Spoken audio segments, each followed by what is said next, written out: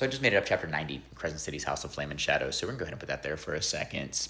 Before we get into the Eternal City, I want to talk about the Viper Queen real quick because she essentially has just lost all of her allies, right? I mean, Hypaxia being in charge of the House of Flame and Shadow no longer has the Underking. Ethan being in charge of the Wolves, right? She no longer has Sabine. And Bryce being in charge of all of the Fae.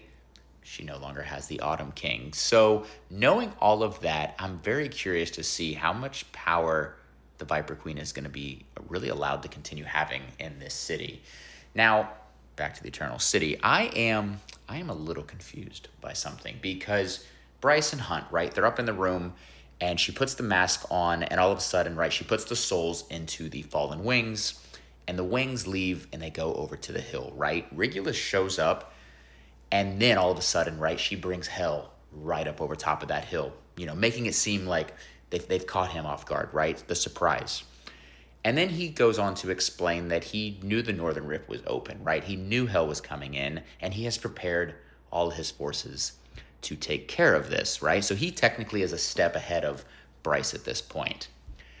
And it kind of goes to show that when Hunt's like, we need to leave, right? We need to go warn Adis because also half of his armies are going into hell at this point.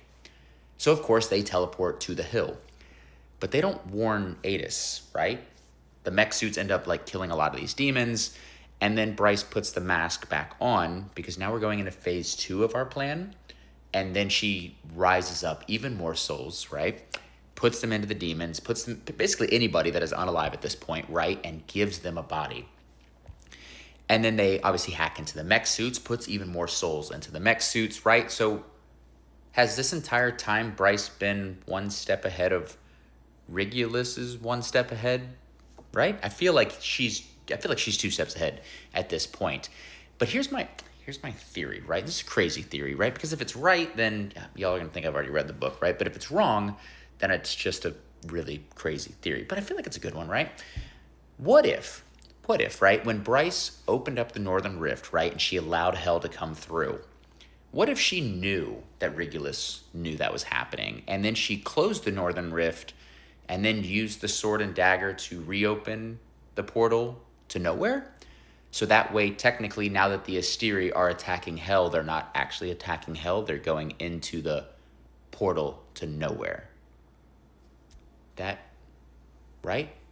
I mean, that seems like a pretty damn good plan.